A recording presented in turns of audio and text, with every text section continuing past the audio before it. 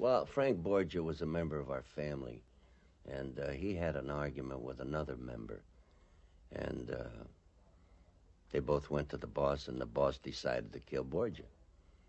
And that's the way it is, you know. Borgia might have been right, I don't know, but they called me and told me to go to San Diego with Frank, and he was going to clip Frank Borgia. So I went to San Diego, and we had somebody bring him in the house, and we choked him and buried him, and that was it. He was a member of our family.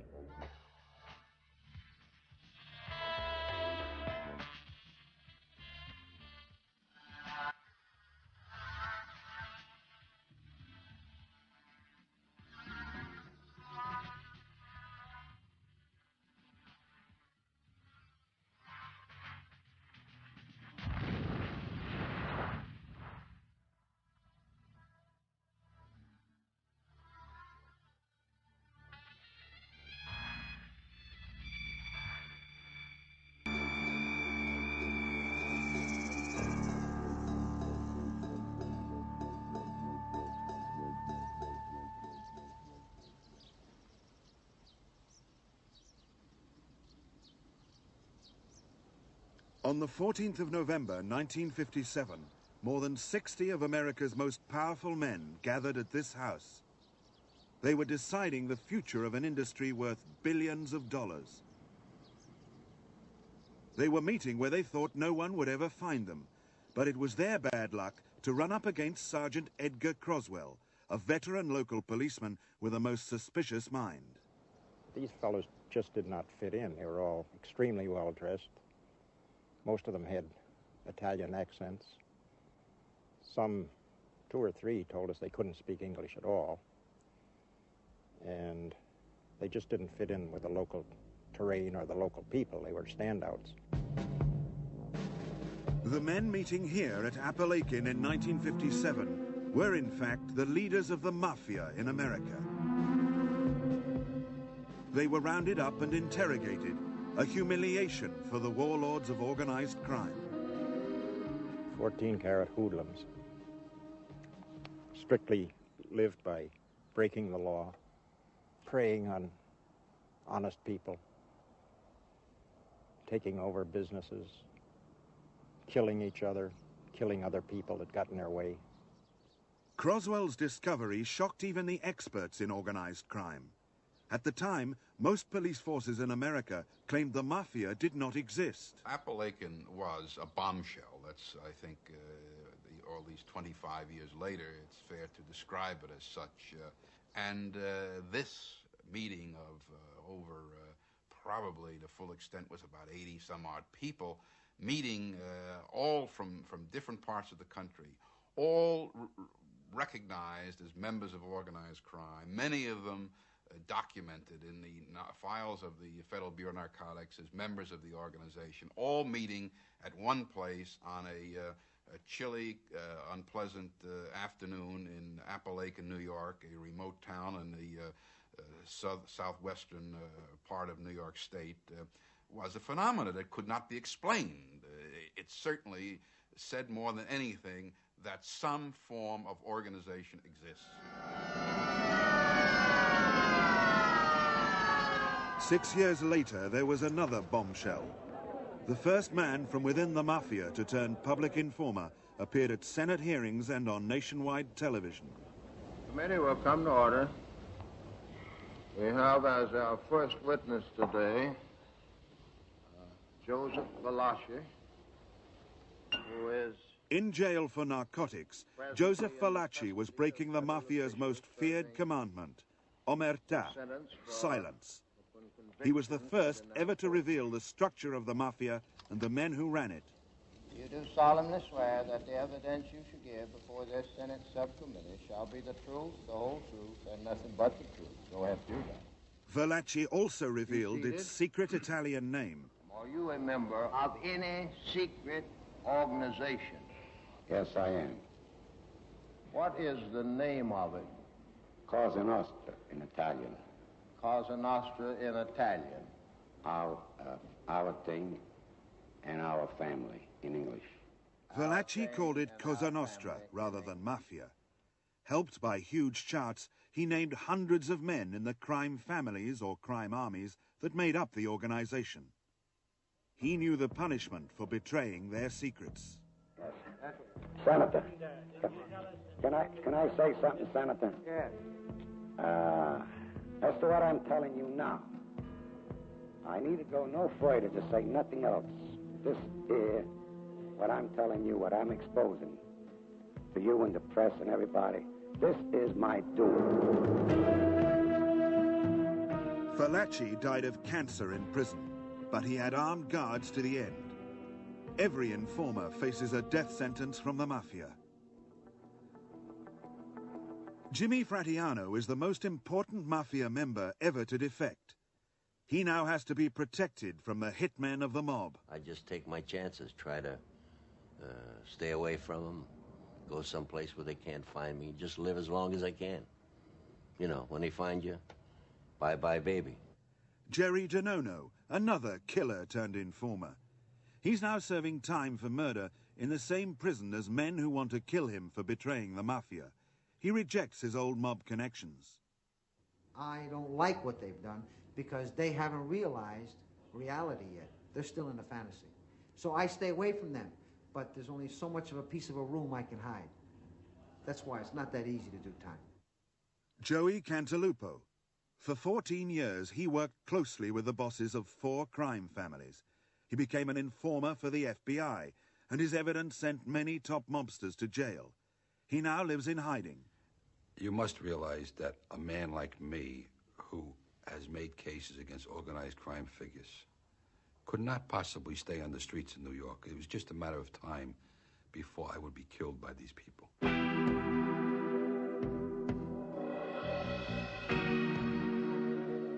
Killing is the Mafia's way with informers. Bill Romer remembers how the mob took revenge on a debt collector they thought had betrayed them. William Action Jackson had been a juice collector for the mob, and they thought he had become an FBI informant, which he had not. But they thought he had, and so what they did, in order to try to get him to admit that he had been an FBI informant, they took him, they abducted him physically, and they took him to a meat plant, a meat factory where they hung meat, and they put him up on a meat hook through his rectum. They hung him on this meat hook, 300 pounds Jackson weighed.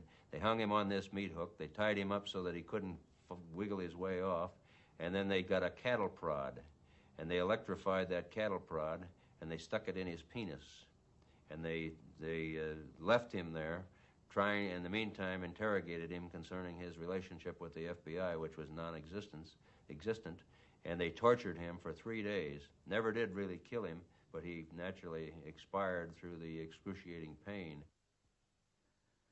What is this organization that kills to guard its secrets? There are 25 crime families across America, each structured like an army. The head of each family is called the boss. His deputy is the underboss. Equal with the underboss is the consigliere, the boss's top advisor. Beneath the underboss are capo regimes, lieutenants or captains who each command their own crew of soldiers. These men have all been initiated into the family and are known as made members, made men. To be made a member of this secret society, you have to be Italian, by birth or descent. Aladina Fratiano, alias Jimmy the Weasel, born Naples, Italy, 1913. He was chosen for membership of the Los Angeles crime family, and with 4 other candidates, he went through the traditional secret rite. 5 of us went to a winery on Western Avenue in Los Angeles, and they took me in first. They take you in one at a time, and there was like 40, 50 members of the family there, and the boss would be in the front end with the underboss, the consigliere, and the capos, all on one side, and around the table there was the soldiers. Well, in the middle of the table they had a gun and a sword cross one another. So they bring you in there, and so you hold hands. Everybody stands up, and you tie each other's hands. And then the boss says something in Italian that lasts maybe a couple minutes. And after that, they prick your finger with the sword, draw blood. Then they take you around to each member of the family. You kiss them on the cheek, you introduce you, and you're a made member of La Cosa Nostra. The boss of the families decide who is going to be made as to how they have produced in the past years. They don't make people every year. They make people maybe every 5 years, every 10 years. They open the books. They have these tremendous books. They're going to open the books, and we're going to make 15 people, new members of this organization, because 5 of our members have passed away, and we need to replenish with new blood.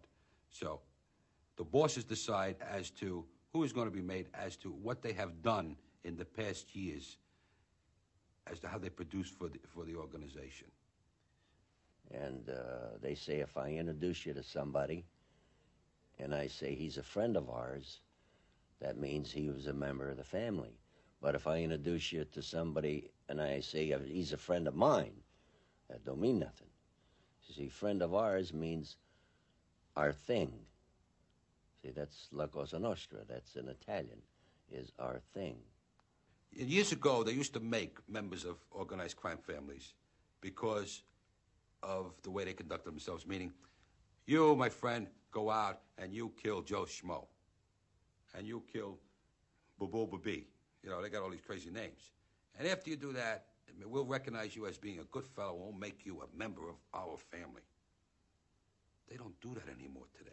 It's more sophisticated. You go out and show me $1 million profit on a certain interest, a certain business deal. And you show us $1 million profit, and we'll make you a good fella. We'll make you a member of our organized crime family. They don't grab me off the street and say, because I shot John Doe in the head twice and did a great job, I now make you a made man, which gives you privilege to a piece of all this action. That's baloney. The soldiers that are in Chicago that are not made are soldiers, associate members, that have to go do burglaries, go do robberies, go rob banks and do extortion and everything else to make a living. Now, they don't get a piece of the pie of this mafia enterprise. The only ones that do that are made are ones that have contributed $500,000, $200,000, whatever you've contributed to this pot, you then take out, and you got a piece of the action. Now you're made. When you're a made member of a family, it demands respect. People under you and people in the street. Once a person is made, the whole world knows he's made. Because it's important to have that statue that, well, now you're made. Now, I demand respect. And you have to give me respect because they know the consequences. You don't fool around with made men. What are we talking about? We're talking about maybe 4,000 people of Italian descent across the United States that are the hierarchy of organized crime. In that group that are servicing these established organized crime members is every ethnic group. You know, you have the Jews, the Irish, the Hispanics, the blacks. They're all involved in in some form of criminal activity. But the established, the organized crime group happens to be the Italians. The detective squad for the borough of Queens, New York City, preparing for an undercover operation against the Mafia. The Crime Bosses Summit at Apalachin in 1957 revealed how little law enforcement knew about organized crime. Since then, police forces have penetrated the families by using not just informers, but also bugs, telephone wiretaps, and microphones. And that's what happened to that, on that, what do you call it, that shooting the other day in the same area. He probably has knowledge of that, you know? All right.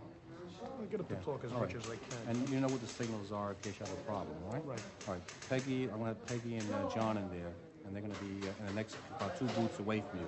Okay. They're going to go in there ahead of you, so it don't look too suspicious. It says, then I'm going to have Teddy and Vinny on the outside. You're going to be, Jack, you're going to have that Kel going, okay? Yes, I'll be recording everything from the outside. Make sure you...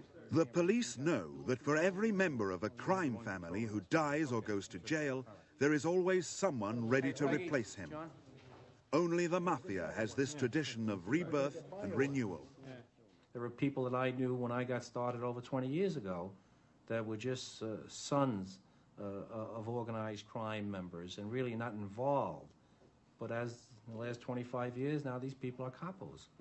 They have a crew of their own, and they've made their bones, so to speak, and paid their dues, and now they're, if they have the ability, they're ruling 10 or 15 people that are out there making money for them.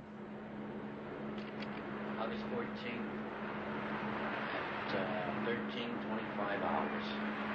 This is the subject with the sunglasses with a close-up. At street level, even a soldier can earn millions of dollars for himself and his crime family. This police undercover film reveals organized crime making money from gambling, bets on the horses and sporting contests, and on numbers, a kind of daily lottery. Subject has handed this subject some money. They look to be very large bills. Money made from gambling on streets all over America helps finance other businesses, such as narcotics. 13:45 hours. This male on the left has a plastic bag in the back of his hand behind his shirt.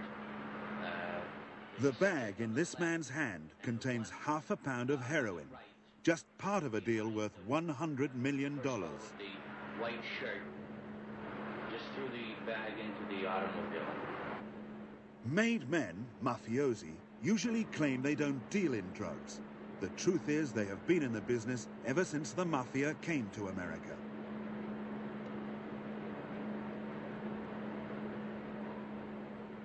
Although the marketplace appears tranquil, it is governed by violence. Not surprising when millions of dollars are at stake.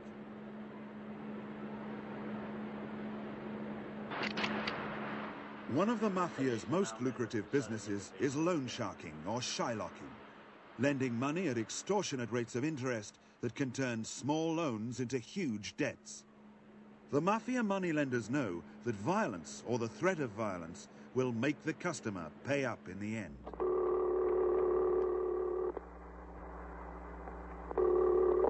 Hello? Mike? Yeah? Is that motherfucker there? Yeah. Let me talk to him. Yeah, Jimmy? Yeah, Chuck. Yeah, cheers, Chucky, Jimmy. I've been here all weekend. All right, I got tied up here. Chuck, I'm going to tell you something. Here, Jimmy. You have that fucking 200 in my hands tomorrow. If you ain't got the 200 in my fucking hands tomorrow, you understand me? You better stay there, because I'll tell you, you've reached the end of the line with me, my friend. You have no more time, and no more bullshit, and no more outs. By tomorrow night, 6 o'clock, you have that 200 in this joint. Believe me, kid. And every Friday from here on in, you have what you're supposed to have in this joint. If we don't see you tomorrow by 6 o'clock, you don't owe nobody nothing. You understand?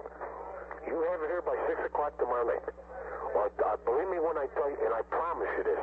Believe me, I promise you. I'll break every fucking bone in your body before I go to jail. Every fucking bone in your body. I swear to my kids. You understand? All right, sir. Okay. Bye-bye. Bye. Such is the money these men earned from their street rackets that they were able to offer the police $200,000 to destroy these videotapes. They were unsuccessful and went to jail. Joey Cantalupo worked with such men.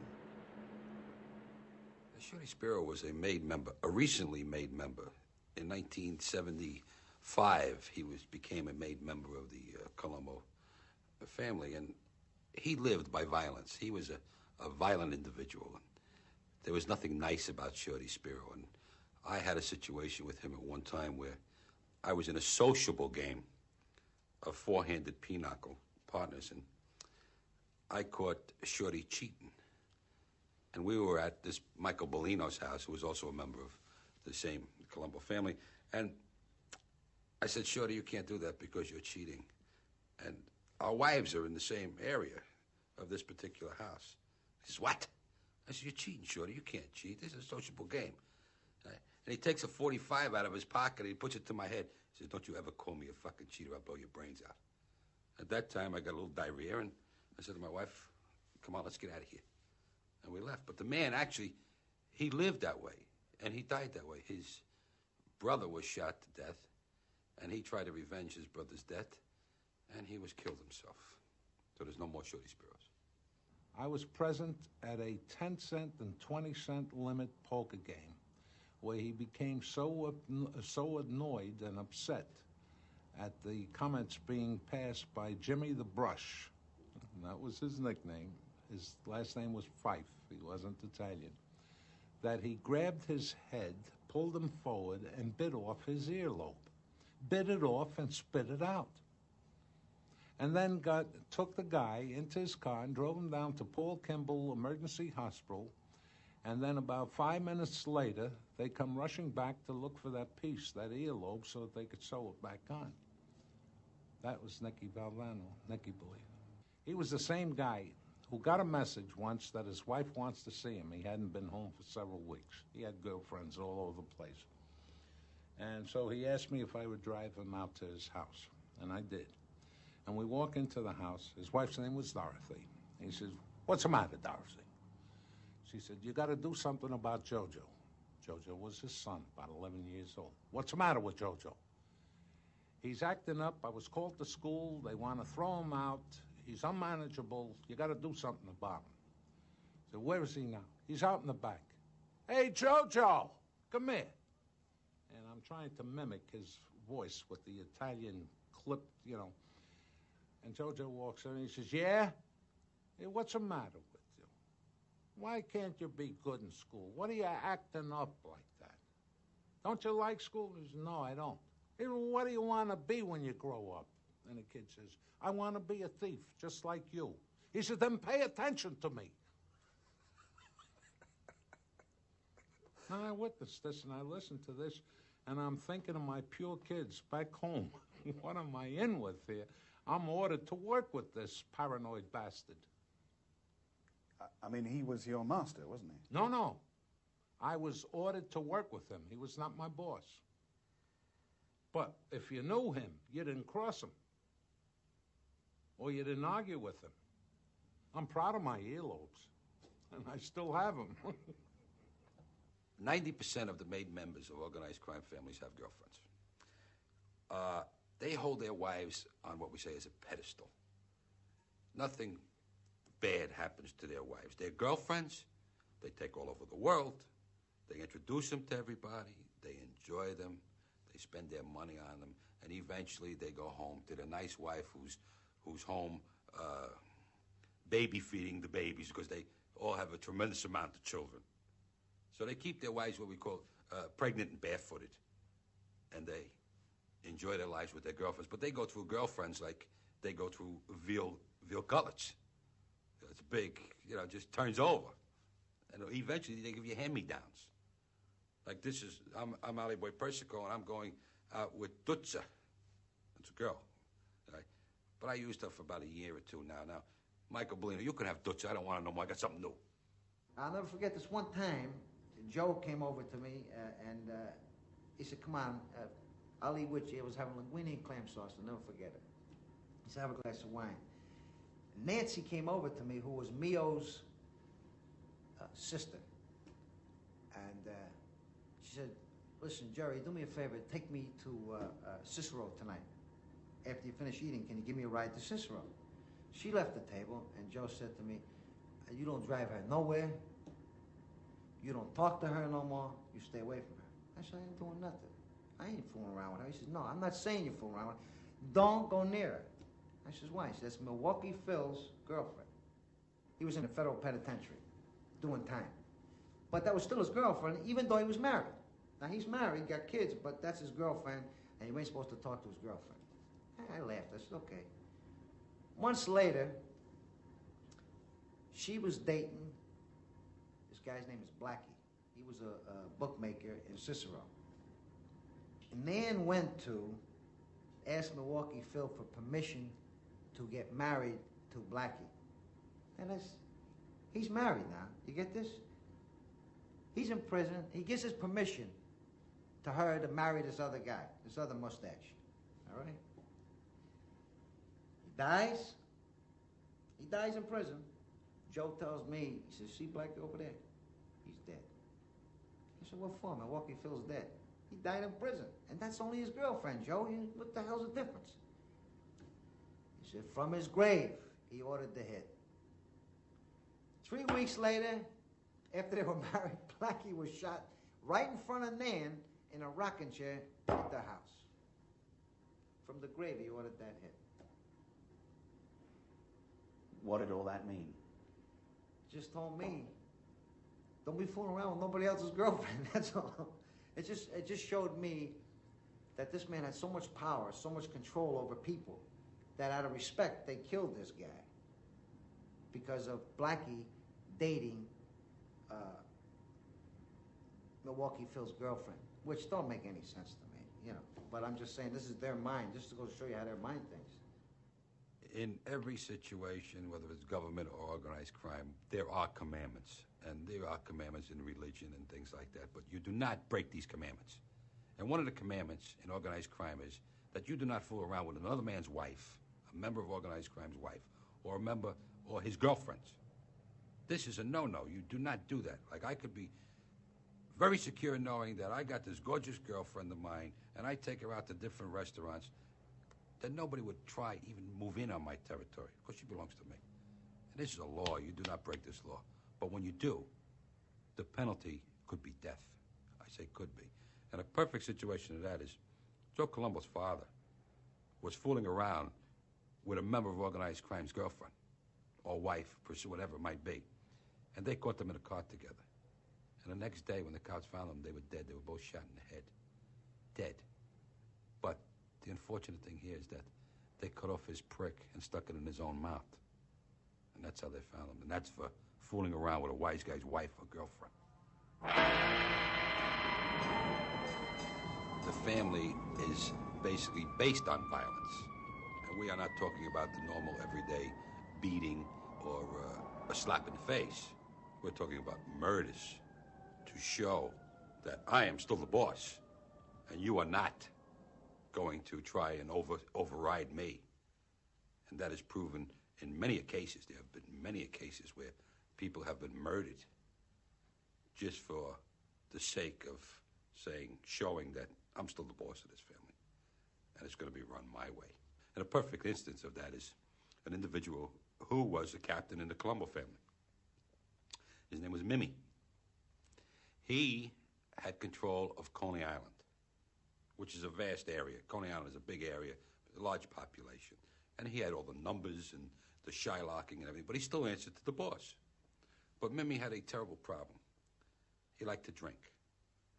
And when he drank, he didn't care who the fuck you were. You could have been Carl Gambino. And if you walked into the restaurant where he was at and he didn't like the way you looked, he says, hey, you look like a jerk, Carl. But he was drunk. The liquor was talking for him. And this was a situation that actually happened. In a restaurant in Coney Island, Carl walked into. And who's there falling on his face? But Mimi. Now, Mimi has his own crew, 20, 30 men who work for him. And because he insulted Carl, it was decided that this man has no respect. Respect is a big thing. And he had to eventually die. So Charlie Moose Panarella, who was also a captain in the Colombo family, got the contract to kill Mimi. And Mimi was killed. Now, his crew, these people who worked for him, cherished the guy. They loved the guy. He supported them. You know, everybody made money with him. And one night, there was these two members of the Colombo family also, but of Mimi's crew, are sitting in a bar called the 1717, which is on 86th Street in Brooklyn. And they're talking, oh, geez, you know, it wasn't right what they did to Mimi. We're going to have to get our guys together and take a stand or do something to Charlie Moose, because everybody knew Charlie Moose killed Mimi. So as they're talking about it, the bartender overhears it. He just goes in the back, he drops a dime, right? Tells whoever's on the other end what's going on. Tommy Babushka and his friend go out to the car across the street, and they get in the car. And the next thing you know, two shotgun blasts from a shotgun and they are dead. So this shows you the control that they have over their own people. It's business. Strictly, the murder I was involved with, one murder that I was involved with. The judge, I talked to him from where I was, and he said, that man is your problem. He murdered a client of ours, who we did not want nothing to happen to, including me. Not a thing we didn't want, not a hair touched. This kid was on heroin. He went crazy. He committed the crime. He couldn't be trusted no more. He couldn't be controlled no more. He was my responsibility. He was in my crew. That was business. As far as me be able to go to a 7-Eleven store and say, stick him up, I'd be scared to death. Just to rob it, I'd be scared to death. I wouldn't know how to do it. For me to hurt, say, a person like yourself for no reason, just for no reason, I wouldn't know how to do it. I couldn't do it. But business is business. And that was business, my responsibility. He broke our law. He broke our law. So we don't have courts. We got a court, but he wasn't at the court. He got tried, convicted, and executed. Because that was our own little family. And that's exactly how that was taken care of. But it was strictly business. It was in a remote area. Nobody else was jeopardized. No children were jeopardized. No family was jeopardized. Nobody else was jeopardized. In a remote area, take care of business, very clean, neat, end the story, goodbye. That's it. I said, Louis, come on, we'll have a cup of coffee, you know. He's got the money. So as he went in, one guy put his arm around him, Frank Bump and I put the rope on him, and we killed him. That was it. We choked him. There was about 9 people there. Why were they there? Well, I don't know. They were there, you know how they meet or something like that, and they heard that I was coming in with Russian Louis, so they stayed. They were all members of our family, see. So they just stayed. They didn't have to be there. You know, it was just something that they happened to be there, and they just waited around, see. See, most people would prefer not to be around when they see someone being strangled. Well, not people in the family. They're killers themselves, you know. So it didn't mean nothing. Kind of like a cabaret. Yeah, just like a little performance, see. Like a magician. Something disappears, then it comes back. And in this case, nobody comes back? No, they don't come back, yeah. Yeah. The honor amongst the organized crime in the Italian families is tremendous. There is so much honor there that it's not like these fly-by-night organizations or there are other aspects of organized crime other than the Italian organized crime. But the Italian have the honor. The other people don't have any honor. For instance, an individual named Matty the Horse Zorella beat somebody out of money in a deal, and they put a contract out on him. The man was sitting in the car with him and his wife and his 2 kids. They did not shoot the wife or the children. They went up to the car and shot him 3 times in the head. This is honor. If you get another organization like the Blacks or the JDL, whoever it might be, they blow up the whole car with everybody in it. What did you feel about killing people? I mean, did... I don't know. It's hard for me to explain. I didn't have much feeling. Because, I never killed nobody that was innocent. They were all gangsters. They're killers themselves. People that I fooled with, guys that I fooled with were killers themselves. These are the men who lead the crime families of America. Tony Accardo and Joey Ioppa, joint bosses of Chicago. Joe Bonanno, founder boss of one of the New York families, and Carlos Marcello, boss of New Orleans. They like to portray themselves as respectable businessmen.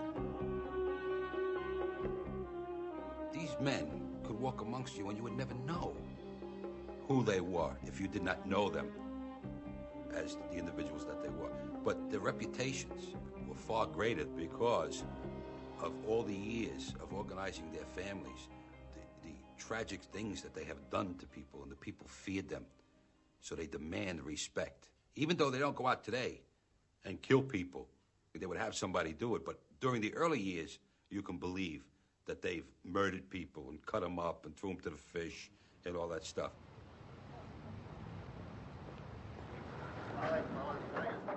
You could run into Carlo Gambino on the street when he was around and never know. He would fit in with anybody. You would never know this poor, meek, humble man was the boss of bosses and the boss of one of the biggest crime families in New York, or the biggest crime family.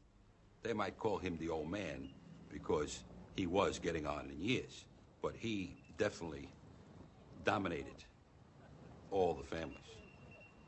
Nobody could get away with anything. Which means if somebody can't try to come in and take over some of his territory, they could never do it because of his powerful, big. It's unbelievable the size of his family and the power the man had accumulated during the years, not only on the streets, but with politicians and cops and all kinds of people that he had literally corrupted. Joey Cantalupo gave evidence against another New York crime boss, Funzi Thierry. Funzi Thierry was the boss of the Genovese family. Now, this individual here is a meek and humble man. He is nothing to look at. He, I wouldn't say was more than 5'9" and weighed 140 pounds. A nothing man. I was partners with him in a business enterprise. And in my business enterprise was a member, a made member, a captain in the Genovese family who Funzi was the boss of. His name was Louis LaRocca. Now, Louis LaRocca is a monster of a man. He is a monster. He demands respect also because of his fine position in the Genovese family. He has his own crew. He answers only to Funzi Thierry. Now, in one situation, Louis LaRocca is 6'2", 280 pounds. He's a monster of a man. And there was a situation where we were behind in our rent in the flea market. And I ran into Funzi, and Funzi asked me, how are you doing in the flea market? And I said, well, Funzi, we're behind on the rent. Now, here's this little meek man saying to me, you tell that motherfucking Louis to go and get the money or I'm going to cut his balls off. This little nothing here. Telling this guy. And I go back to the flea market, and Louis says, did you see the old man? I says, yeah. He said, what did he say? Did you tell him we're behind on the rent? I was embarrassed to tell Louis what he said. He says, tell me what he said. And I tell Louis, the old man says, go get the money or he's going to cut your balls off. The guy must have got a diarrhea in his pants when I told him that. He was so scared that he ran out and got the $5,000. Now, does that show you the respect or the fear that they have for this man right here? And it's not only Louis LaRocca. It's everybody in the family. Angelo Bruno, the Philadelphia boss for more than 20 years, in his own home movies, never before shown outside his family's circle.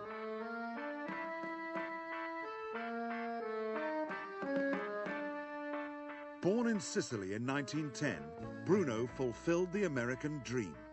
He started with a grocery store and ended up a millionaire.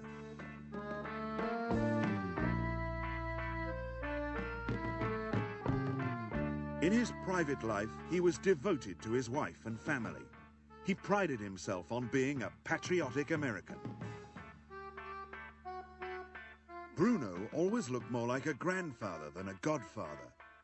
The image of a happy family man helped to further Bruno's reputation as the Gentle Don, a title he earned in 1959 when he refused to kill a rival who was plotting to kill him.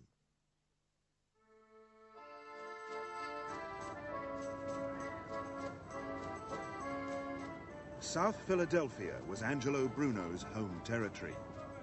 Most people in this Italian neighborhood have no connection with organized crime, but this is where most members of the Philadelphia crime family were reared. Mike Chitwood also grew up here and knows all the city's mobsters, but he joined the Philadelphia police and became its most decorated cop. you can't find anybody to say a bad word about him in the neighborhoods. Angelo Bruno, you can never find anybody to say a bad word about him. Because they always were, quote, nice to the people. Somebody needed help, they couldn't pay their gas bill, electric bill, whatever, these guys would pick up the tab for them. And Bruno was always gentle, non-violent in his approach to whatever he did. And on March the 21st, 1980, as he pulled up to his house, it was about 9:50 p.m., and the assailant, in all probability, was hidden behind the truck. And as the power window was operated by the driver of the automobile, John Stanfa, the assailant stepped from behind the parked automobile, put a shotgun, probably a sawed-off shotgun, to the back of his right ear, and blew Bruno away. The shooting was gangland style. Angelo Bruno was shot once in the back of the head at point-blank range. It was a sudden death that left the reputed mob boss frozen, his mouth open as if to call for help, but no one would hear him. The horror of Angelo Bruno's murder outside his own home is remembered by his daughter, Jean. My father was left in that car for hours, and people kept coming and coming. Finally, the people in the street started shouting, "Take him away, take him away." And they took him away. And I didn't show any emotion, because if I did, maybe some people were glad that he was dead. Evidently some people were, or they wouldn't have killed him. Who do you think killed your father? I can't say, because I'm not positive. Do you think it was people within your community, or do you think it was, you presumably don't think it was the police, do you? My father got to be too good for his own good. A new time was coming. A new time was coming. People were into drugs. People were turned on by rock stars and things like that. The time was coming, and my father was against it when there was a need for drugs, unfortunately. And my father was against this. And a lot of people wanted to make money, most likely. And they were dissatisfied because my father stuck to his beliefs. He didn't even like people around him who drank too much or gambled, things like that. And people misunderstood. And I think, naturally, some people, most of them are probably dead now. Some people wanted him out. Not out, I can't say out because that assumes that he was into something. But people who came to him for advice would always get turned down if it came to drugs. If somebody said, I'm sure, I'd like to go into this, I'm sure my father would say no. The newspapers called him the godfather of Philadelphia. But to his neighbors, he was a good citizen. He was a peaceful man. He wasn't a violent man. How about you, ma'am? Wonderful person. He couldn't be any better. We all play numbers. We all go to the racetrack. You know what I mean? We all cheat a little bit. But this man didn't play narcotics. And that's why he's dead today.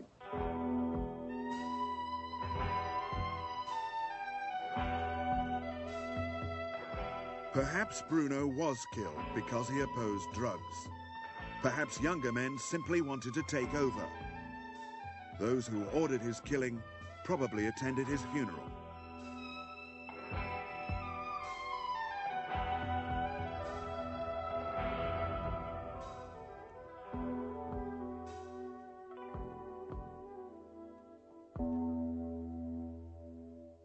The era of the gentle Don was over. Do you think the violence will ever go away, the violence associated with this kind of business, the mafia? I would hope so, but that's a hard thing to answer because I don't know that much about it. I would hope that it would go away. It's a sad thing, but I can't say. I certainly hope so. If there's a mafia, should I say? I don't want to be quoted as an authority on anything. I'm just, you know, if I were anybody else giving my opinion, I probably wouldn't have to worry about a story or anything like that. There was a lot of pain after he died, that you felt sorry for him and you suffered because you loved him so much, the whole family, but I wouldn't have traded him for the world.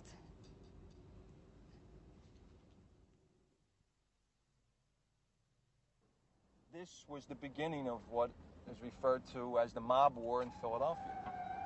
Since that date, at least 18 people with organized crime connections have been killed. And people now see that these gentle, nice guy number writers are not as nice and as gentle as everybody thought. They're vicious, they're animals, they'll kill at the drop of a dime. Police say a killer posing as a flower delivery man knocked on the door of John McCullough's home about 6:30 tonight. He brought in one package of poinsettias. When he returned, he had a gun, and police say he opened fire. The 60-year-old union leader lay on the kitchen floor. Police tried to calm his wife, Audrey, who was standing just a few feet away when her husband was shot. Police sources say tonight's murder of McCullough was an organized crime hit, just as carefully planned as the murder of Angelo Bruno last March. In organized crime, if you're a killer or you're an extortionist or you're a big dope guy, you get respect that maybe you couldn't get as a fellow who worked in a factory or somebody who drove a cab or drove a bus. Philip Chicken Man Testa, the alleged boss of Philadelphia's underworld, died when a bomb, possibly set off by remote control, exploded in the doorway of his South Philadelphia home. Police are calling it a mob assassination. The explosion was so powerful it shattered dozens of windows and was heard by police cars nearly 2 miles away. I've seen people that I went to school with who were the quietest, mildest, most intelligent people that you would go to school with, and 20 years later you see them now, they're involved in some type of organized crime, whether they're involved in bookmaking, loan sharking. They live fast, they live big, they drive big cars, always have a lot of money in their pocket. And it's part of that mentality that allows organized crime to exist. Police responding to the call immediately recognized the victim of the shooting, 49-year-old Frank Chicky Narducci. Narducci, who had been arrested 55 times, was regarded as a top man in illegal gambling in Philadelphia. Narducci was gunned down as he got out of his late-model Cadillac Seville, only several hundred yards from his Broad Street row home. The door of the car was still open as Narducci hit the pavement, apparently knocked backward a few feet by the impact of the high-caliber weapon. For everybody who gets killed, for everybody who goes to jail, there's some young guy coming up off the streets who's going to take his place. The money's easy. You don't have to work. There's a glamour, there's an excitement, there's a danger. And these are elements that people live by. Discovered wrapped in a blanket in a city parking lot in the 1500 block of South 8th Street about 2:30 this afternoon. It had multiple bullet wounds. It had a plastic bag over its head and feet. Here near the corner of 90 Christian Street in South Philadelphia's Italian Market. The 26-year-old Testa was sitting outside this home with friends when he was hit by a shotgun blast fired from a passing car. Zidone's body was found in a driveway behind the Murphys' 5 and Dime at 20th and Oregon. At 1:20 this morning, a routine police patrol spotted the man, who was number 3 after Angelo Bruno in Philadelphia organized crime. Last night, the body of the 43-year-old convicted racketeer was found slumped over the wheel of his silver Cadillac at 11th and Mifflin Streets near an empty playground. The authorities have said the killings are the result of a battle for control of the local mob.